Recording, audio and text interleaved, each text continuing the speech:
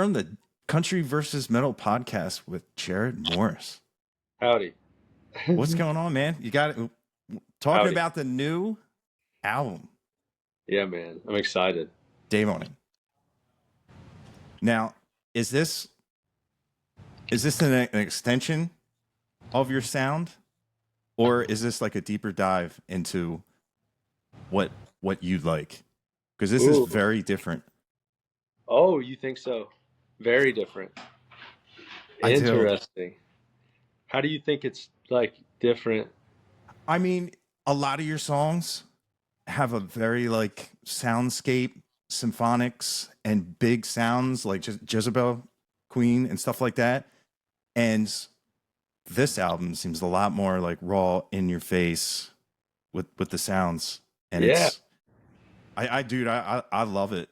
That 20 somethings, that should be on an intro to a major motion picture of like a coming to age film or something. Love, like, like Yeah. of that age, dude. I'd never use this word, but I would say like it's a bop, man. Wow, thanks. I love it, and it has something in there that I know you do not like, a guitar solo. Kind of. I was like, whoa, Jarrod let a guitar solo slide in there. Oh, ironically, dude, that's one of my most proud moments too, because that's a slide solo, Yeah. and I played that slide solo, Oh wow. and I'm not like, but you could probably, if you listen back to that in the context of me and my guitar playing, it probably, because I've had some like good players that they've like heard that solo and they'll be like, it's almost like it's not overly complicated or difficult, but like it's super unique. And they're just like, I don't know how you necessarily got there. Like, because even ending that solo, I go down to like this wild note where I'm just like, wow, wow, and I just Yep. like slide it up almost as like a riser going into that last chorus. And it's really unorthodox, but it just feels fun and cool. And I don't know if you ever get there without like, I don't know, it's almost like part of being kind of a bad player that if you lean into it hard enough, you might actually find something that's kind of like unorthodox and a little bit weird. Then, but it gives it like an extra life. Uh, and so it's kind of just leaning into your own like inabilities in a way can usually almost help. Uh, so I appreciate you bringing up that song because that one to me on the record is the one that's the most like out there probably, where it's like, whoa, this is not something he's done before. Yeah. But I agree with you. You actually hit the nail on the head better than anybody that's heard it so far. Because obviously it sounds different than a lot of stuff I've done, but it's still like my voice. It's still my lyric writing. It's just sonically some things have changed because I have always really liked stuff that is like expansive and soundscapey, Mm-hmm. but we made a conscious effort to not do that and just because we recorded all of this stuff in really small rooms, so they were bedrooms basically, drums and bass and guitar, and so we leaned into the idea that it's just a small band in a small room jamming out, and so we actually tried to avoid, and then like a lot of the vocals are super dry, and I've always heard artists talk about how at some point in their career they they started to go for really dry, just like kind of in your face, not there's nothing to hide behind at all. And it's scary, and I think that's why like when you first start out, hey, can you put a little reverb on my vocals or something? Like I'm not saying that that's a bad thing and I like that, but then at some point I think you hit this phase where you're like maybe confident enough to not hide behind anything. You're like, here it is. It's Yeah. just raw as can be. Like we didn't use any tuning software on any of this stuff. There was like minor editing. There's like no pocketing type, like a beat detector. There's no Melodyne on it. There's no AI used in the lyrics or the writing or any of it. So it cuts through and it's super raw. Like listening to some of it is like, when I flick through the radio and then I like go to one of my songs, I'm like, whoa. It's like kind of visceral, but in a good way where it's like, dang, those are humans. Those are just humans playing, and that's a human singing. Yeah. So I'm excited about it. I think it represents my personality in my live show the most out of anything that I've done, which I'm very, very excited about. Um, got a lot of energy, but it's all me. It's finally something that I'm like, yeah, this is it, this is it. Yeah.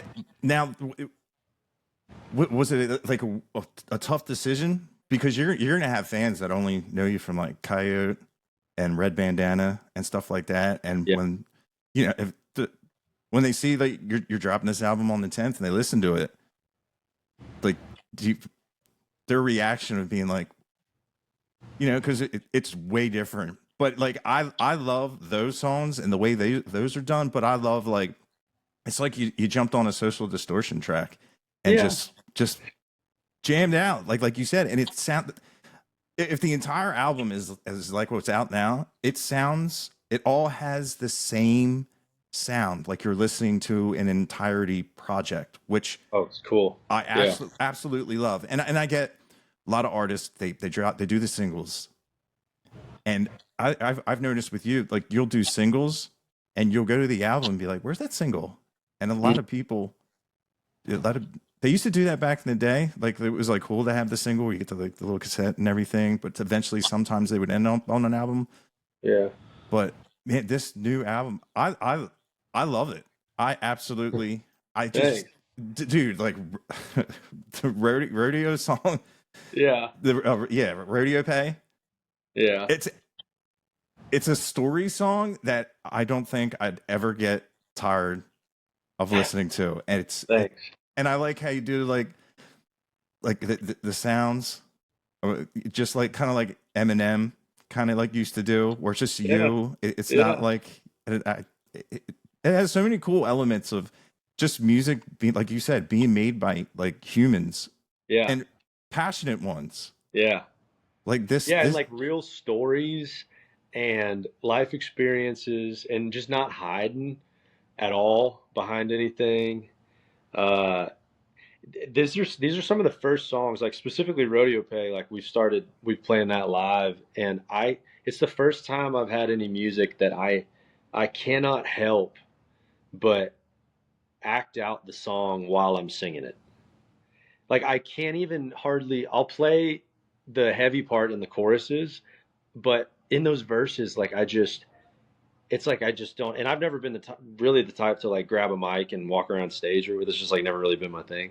But I just cannot help but like grab it and sort of just act out every part of that song, you know. Uh, and I don't know. I've never had that in my song, and it's just fun. I don't know. We're at a period of music too where everybody's taking themselves like really serious, and it was necessary because like coming out of the bro country phase and a lot of the pop music in the 2010s and stuff was just like lyrically just stupid, and there was no depth. The bro country stuff sucked. I think it still sucks. um, and we needed a phase of like thoughtful lyrics.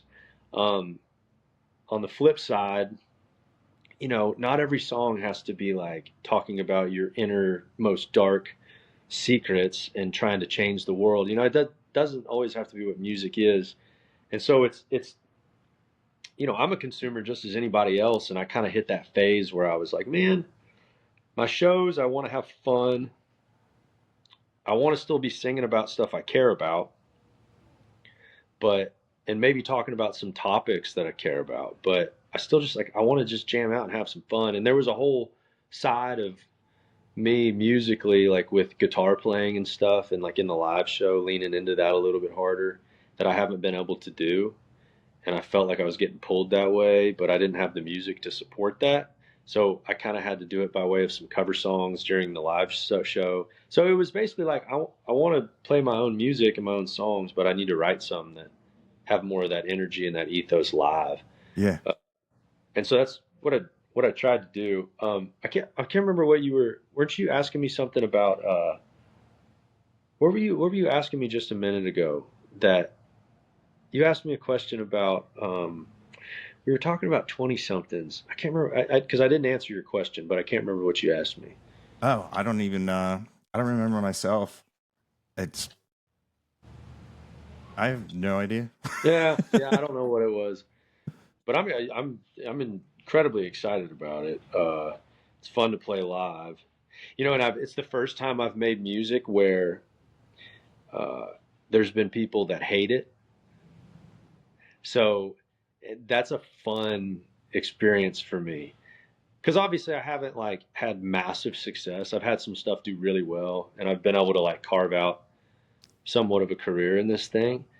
But most people I've talked to when they hear my stuff or whatever, they're like, "Man, he's good. I really, if they don't like love it, they at least are like, yeah, I like it. Yeah, it's good. And this is the first time like I've played it some of this stuff live for people, uh, and like you can see there was one time specifically, and it was an older crowd, like people in their 60s and stuff, so like it clearly wasn't going to resonate, but uh, you could see like half of the people were like, "Oh my gosh, I've never heard something like this before, and I love it, like love it."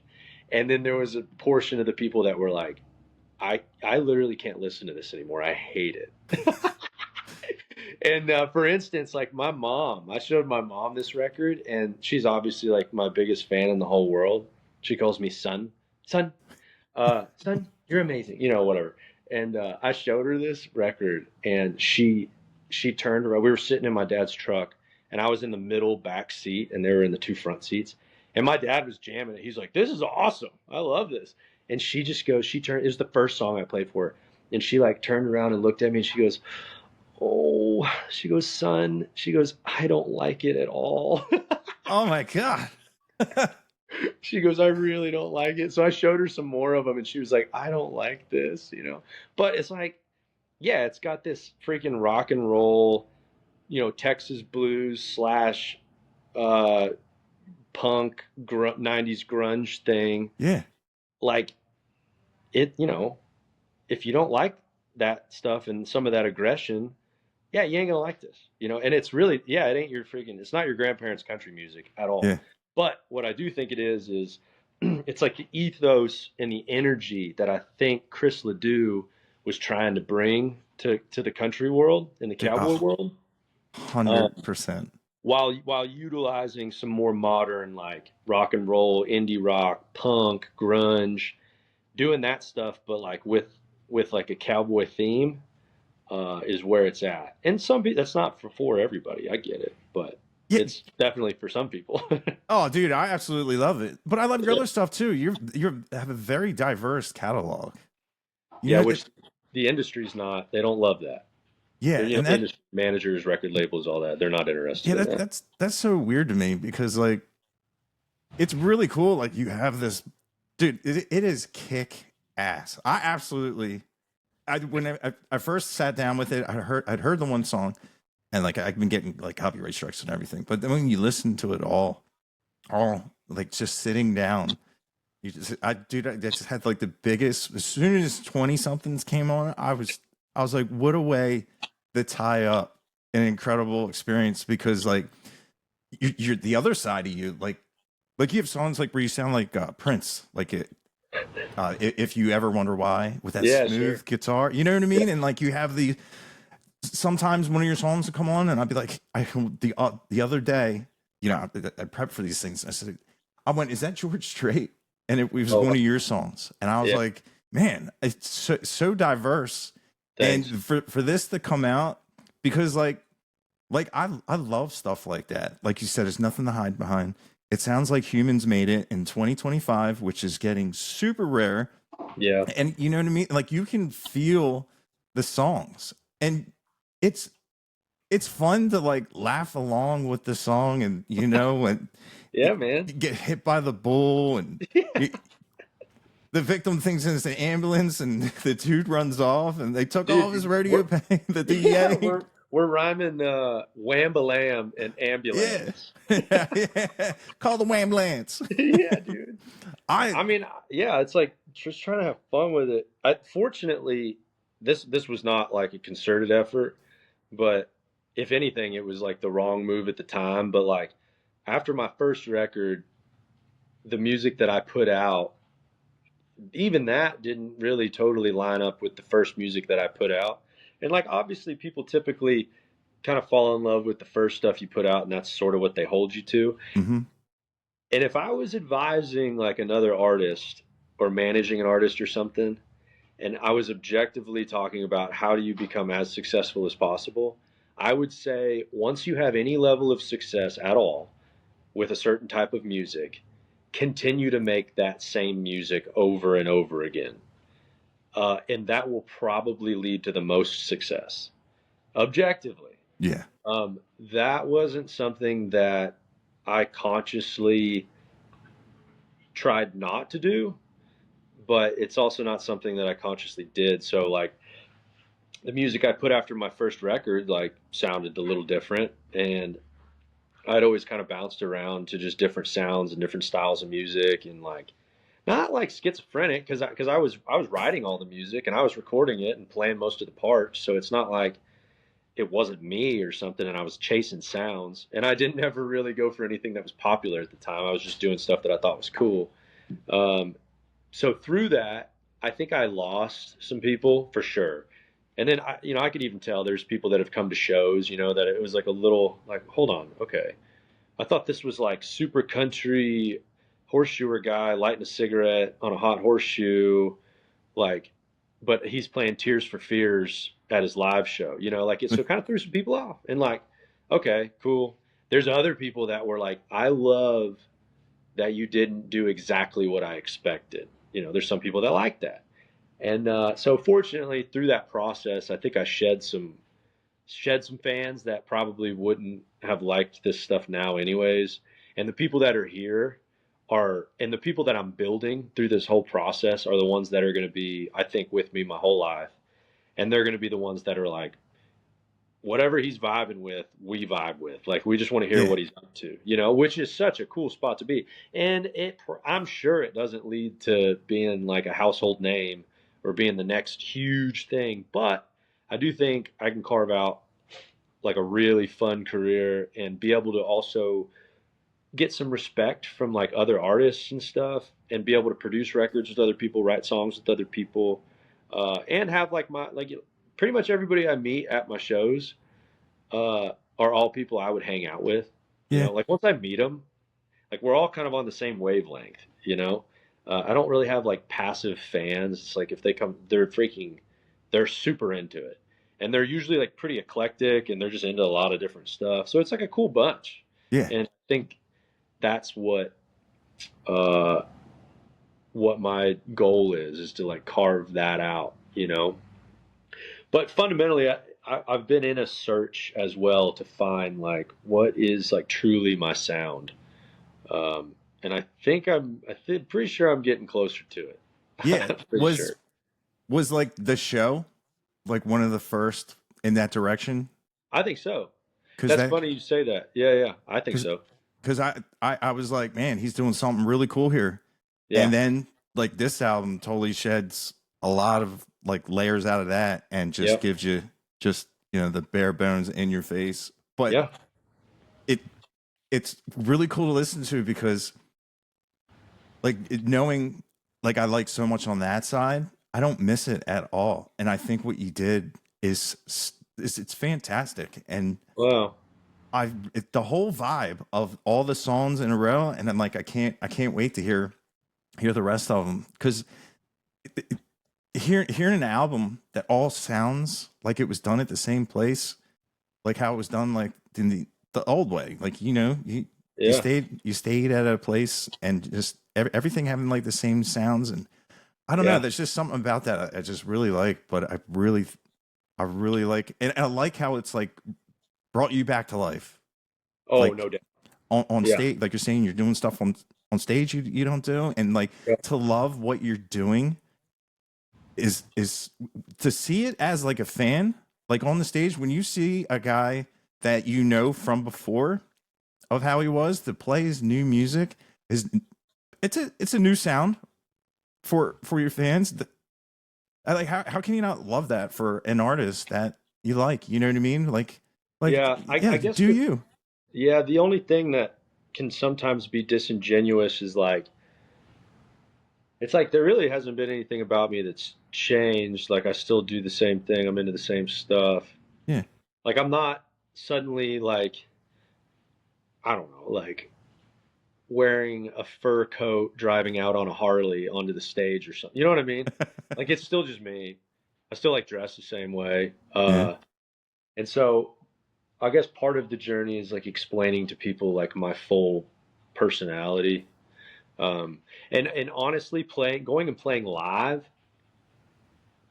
helped me figure out exactly what I wanted to do. And so like playing for people who were fans and seeing their reaction to certain things helped me like resonate more with even like who I wanted to be and what I wanted to play. But like when you put out your first record and stuff, like I had only played, cover gigs and stuff like that. Like I wasn't out touring my own music. So you have no inclination of, you're just writing songs that you like and being honest, which is good. And that's an element of it. But I don't think until you go out there and really start playing for people and putting together set lists and all that, that you go, yeah, like I like the songwriter thing, and I can sit in a theater that's silent, and I can tell some jokes and stories and play serious songs, and I enjoy doing that, and I can do that. But there's a huge part of me that, like, the whole reason I got into music initially was because of the blues and playing guitar and jamming with my buddies. But my whole music career hasn't really been that because I got the songwriting bug as well. So I got more into the folky songwriting thing, which I enjoy, but going out and playing live night after night and connecting with people and that performance element, it's like, there was something missing. So then I would always, it's like, I don't really want to play that song, because even people that are into your music in a live setting, there's almost a part of them too that they just kind of want to cut loose and have some fun as well. Um, So it's like, how do we make that happen? How do I do something that's authentic to myself that gets me super inspired, while also making it like this sort of freaking communal live experience for everybody else?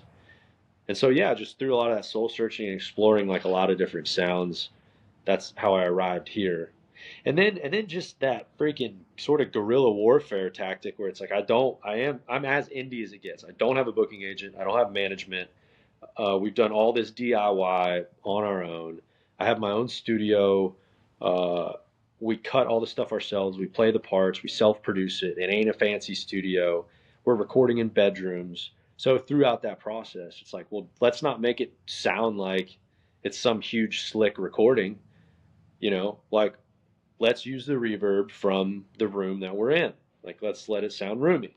And you can do some other little things. Like, we did some cool stuff with like tape machines and slowing groove, like running it back through the tape machine and slowing the groove down just to give it like a warble. And so there's like cool producer stuff that we did, but it's very like reminiscent of like vintage recording and using some of those techniques to just like develop some cool vibes and stuff, but without letting it get overly overly produced. Like just using the tools that we have at our disposal rather than trying to like trick people into thinking this is some huge massive pop track. It's like it ain't. We just recorded it in a bedroom. Yeah. It and it's funny is it captures your swag too. Oh, cool. Yeah, 'cause I was just talking to Colton Rice about it. I was like, oh yeah, Jarrod Morris has definitely that Cody Canada swag. Oh, that's freaking one of the And nicest things I've ever heard. dude, I want to see people screaming "kick rocks." Like Yeah. it's.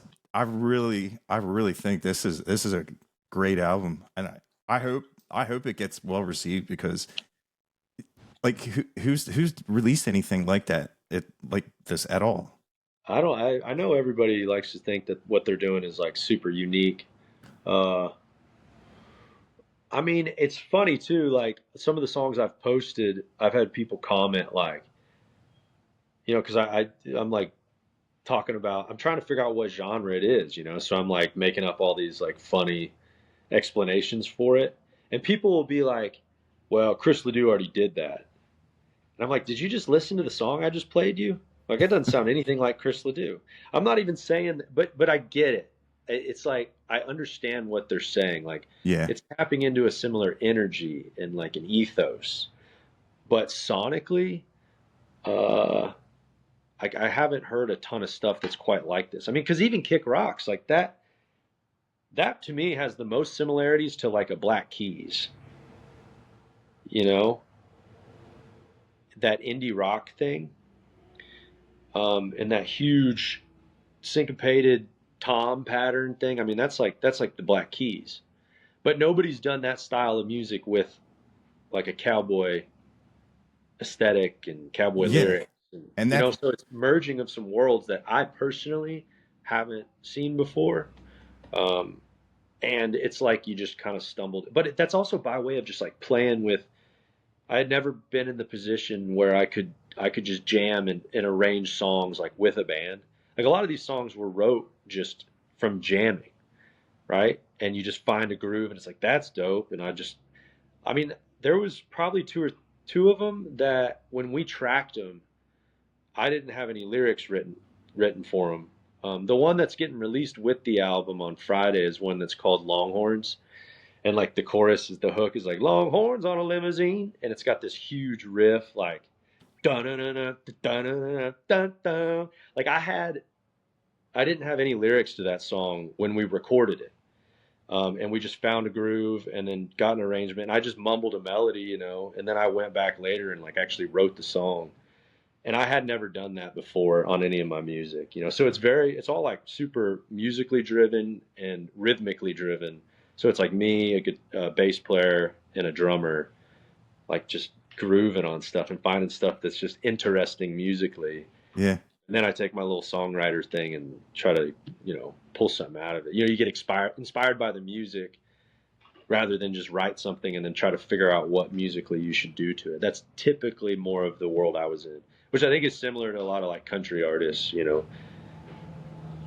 Yeah, that's cool how you're making music that just makes yourself feel, and you're finding new ways how to write and just Yeah, evolving as an artist, and like genuinely like loving what you're putting out.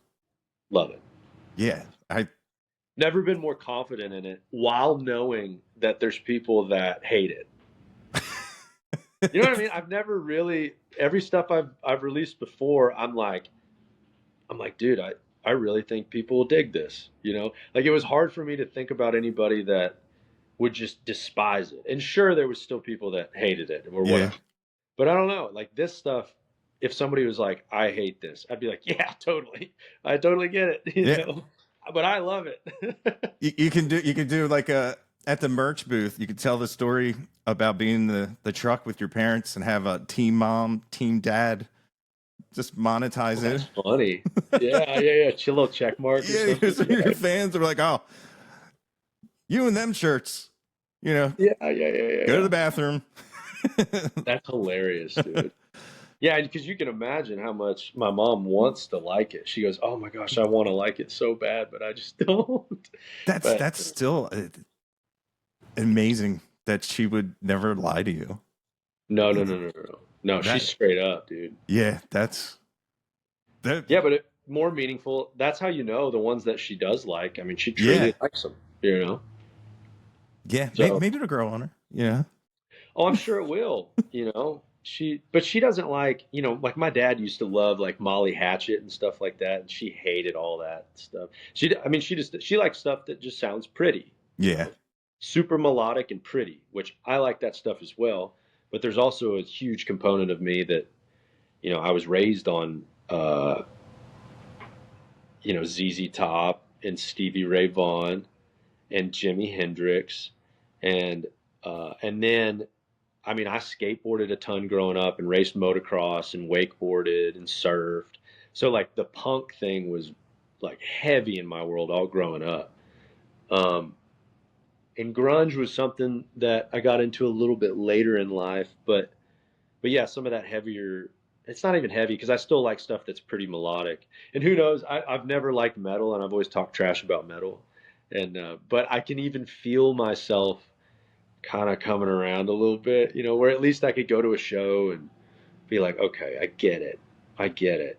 But see, even metal, I think metal has lost some of its authenticity because of recording styles where it's just got super Mm, synthetic and like they they they artificially pocket stuff where it's like at some point I'm like, well, this is just computerized music, which I understand it takes a lot of talent and time to do it, but I'm just yeah, not.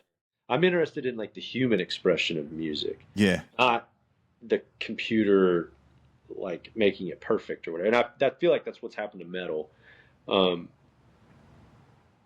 But so I don't like stuff that's too heavy. But I'm coming around. I'm coming around. yeah. It Coming was around. funny as a guitar player. Some of the guitar tones. Normally, I can pick out stuff. I was like, is this just like neck pickup with the tone control all the way back with that Yep. honk? Right. Because that would be the only way I know how to get that sound. And I'm Yeah. sitting there trying to like dissect your music, and it's been a long time since I've been like stumped. Like Stumped. I was That's like, funny. man, I Yeah. was like, I know I know there's some some octave on the one or something, or Yeah. and I'm just like, man, that because that would neck pick up, roll all the tones back on everything. You get that like Well, and let me kind of give open credit where wall. credit's due because like not all of I had there's another guitar player and he used to be in my band and now he plays with Caitlin Butts and his name's Adam Duran and Okay, yeah. he played guitar on Kick Rocks and single side. So the riff on single side of a double wide, he came up with that part and played it, and then that big um, he played that part on Kick Rock. So that's his tone and all his stuff there.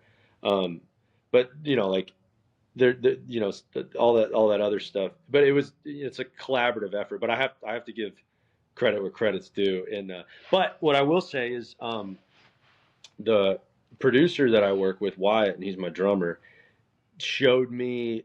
I'm a very simplistic player, and I hate gear and like techie stuff. I just want to play, and so through the recording process, like him even just showing me how to work like a preamp, uh, like there was a most of the guitar parts on that thing, especially like a couple singles ago, there was a song called "Want a Buck" that was like this like punk rock kind of anthem thing, and those guitars were all like I think there was maybe one guitar track that had like an orange amp or something on it, but other than that, those were all just like going through the pre's like a Neve preamp, and we would just like I'd just cook that pre to get the distortion that I wanted, and other than that, it was just working my pickups and my tone knobs, and even on that track, the guy who played bass on that was a guy named Sean Hurley who he's played on John Mayer's last like 4 or 5 records or something. He plays in Oh his wow. live band, and he actually played the bass on that track. And when we sent him he did it remotely. And when we sent him to him,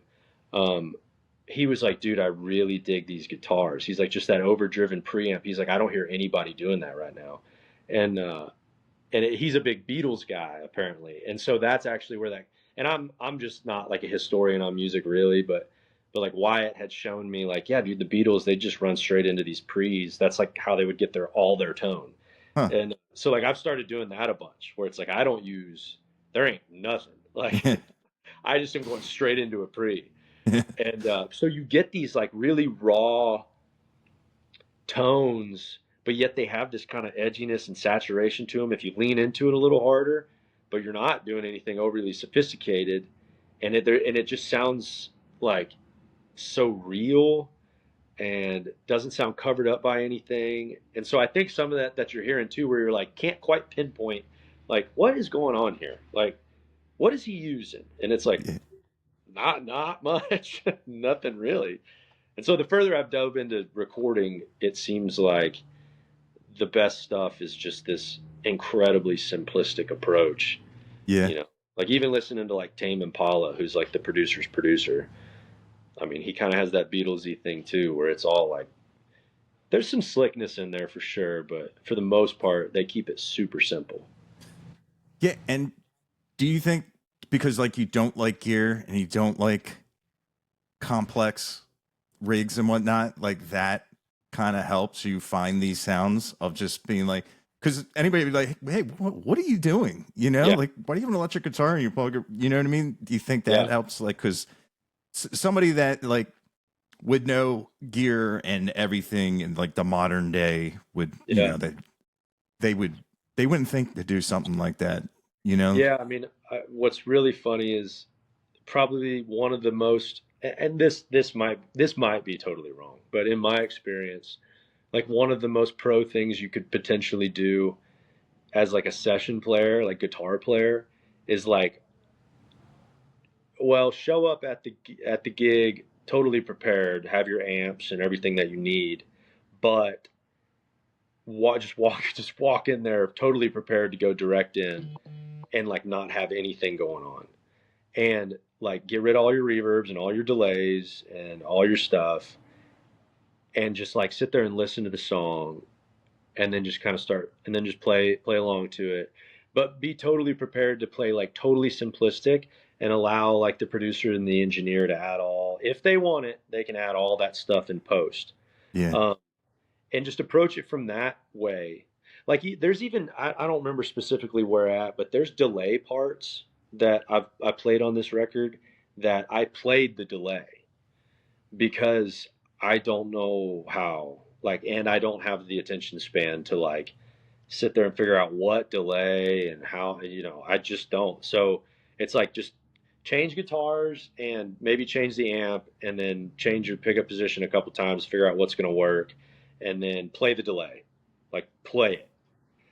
Uh, and it's just, and it probably does come up with like a different tone, or like just, it's like, what is that? And maybe one of the delays isn't perfectly syncopated, but my vocals aren't perfectly syncopated either and pocketed. So maybe the way I play the delay like leans into the pocket of my vocals, and it ends up feeling better anyways than Yeah. having this super rigid, right? So it's almost like by way of being kind of bad and not uh don't not like you don't really have a ton of ability, it actually like gives you the chance to maybe do something even more unique in my personal experience. But make no mistake, I'm not like a session player, so that Yeah. is where my weakness would be. I wouldn't be able to roll in for somebody else and just and be able to do that. I mean, because this is like me sitting in front of Pro Tools for hours and hours just trying to figure some stuff out, and you don't have that luxury, being a session player. So Yeah. I'm terribly unimpressed with my abilities, but very confident in. Um, it's weird. It's like counterintuitive. I'm not impressed with my abilities, but yet I'm like super confident in the uniqueness of them. Yeah. And the product that the Yeah. result of that is you get to share stuff with people out there. It Nobody's playing their own delays, you know. Like, Right. Right. I got this Well, little and pedal here. I'm such an idiot. I don't even know that that's not normal. So it's like Wyatt will be like, "What is this track?" And I'm like, "I don't know. I just heard this like weird little offbeat da da da da." And he's like, "You played that?" And I was like, "Yeah." Well, he's like, "Why didn't you just use like a delay or something?" I'm like, "Oh, dude, I don't." Yeah, no. Like, how'd you play that? Yeah. So I don't know. Dude, it's just it's like I hope I get his name, Rick Rubin, where they were like, where'd you go to school for music? I didn't go. Yeah. What abilities do you have? I have none. Yeah. How do you know what you're doing? I don't know. I just know what sounds good for the song. And Right. that's kind of just the mentality it sounds like you have. Like, let's just do it for the song in the way that is me. And Yeah. I love that. Like, the things you're doing, like, definitely nobody is probably doing any of that. But if they do hear this, I bet you someone's looking for a new sound, a new personality for their music. They're gonna try to do what you just explained. I know I'm gonna, next time I'm around preamp, I'm gonna and crank it and see what happens and be like, that's what Jarrod was doing, you know? Yeah, and it's like if you explore all the it's almost like you're learning to golf and you like can barely hit a wedge, but you just want to grab that driver and bomb a driver. It's like, bro, you don't even know how to putt yet. Like, I don't think we need to be grabbing for the driver. That's how I feel about my playing. It's like, dude, I haven't even figured out all the options of just tone knob and pickup position, and then just driving into an amp. Like I haven't even figured out all those options really. So why am I even bothering with all this other stuff? Like you can accomplish so much just with the pre or with an amp and just the guitar, and then switching guitars. Like I don't. I mean, there's just endless possibilities. Yeah. And I don't have the attention span, so it takes care of itself too. So Yeah. Gets that problem right out of the way. yeah, but dude, thanks for freaking, thanks for, thanks for doing this. Thanks for listening to the music and always supporting. And I love what you do and your open mindedness. It's inspiring for sure. Yeah, dude, I get to listen to some awesome music, and what you're releasing on the 10th, October 10th, 10/10 is absolutely awesome. I love it. It's Well, such thanks, a man. it's such a fresh sound. And Yeah, and we've got this week we've got two album release shows. So like the 9th is in Fort Worth in the Stockyards at Rhinestone Saloon, and then the 10th is in Plano, Texas at Love and War, and those are album release parties. And we're gonna play the record. So that might sound weird, but a lot of times at album release parties they don't even play the songs on the record, or they might play one or something. yeah, But we're gonna play some of my other stuff too, and then but we got a dope show. So the whole back half of the show is us just rocking out. hell yeah. Yeah. I hope they go well. And man, I'll be seeing you soon. I'll be seeing you next week, right? Yeah. Yeah. Oh yeah. Hell For yeah. sure. Yeah, we're going to the what is it called? Stocktoberfest Stocktober. at Rhinestone Saloon. Presented by Country vs. Metal. Well, and yeah, Cowboy Distortion. Cowboy Distortion. Jarrod Morris vibe. Yeah. You're going to be there representing yourself, representing someone. Is that like an open to the public party or what? Yeah. Yeah. So that's at Rhinestone Saloon too, isn't it? On the 15th. 15th of October. Yep. So Trying to develop an actual community around Texas. It's difficult. Bunch of independent spirits. It's hard to get them all. Huh. You know. I know that every time I talk to somebody and they know who I am and coming from, they always be like, man, it's nice to talk to somebody who knows about this heavy metal band. So there are people walking around them stockyards looking for your sound, and hopefully they find it. Yeah, hell yeah, man. Yeah, they will. You just keep doing your thing and have fun doing it, and that's really the whole point of any of this. So yeah, 100%. Yeah. But yeah, man, I'll see you at the Stockyards, and congratulations on your album and really giving yourself the gift of playing what you think or what you feel is your sound. It's exciting. It's exciting for me because we've talked so many times, and I've met you a bunch of times, and you're just a genuine dude, and I like to see good people happy, and I hope other people really, really love what you did, because there's some great songs on there. And thank you. Thanks. For real. Yeah. People are going to love it. Either way, we have fun with it. So yeah, hell yeah. But yeah, man, thanks for jumping on. Yep. And likewise, thanks for having me, man. Hell yeah. And see you, Patrick. See you, man.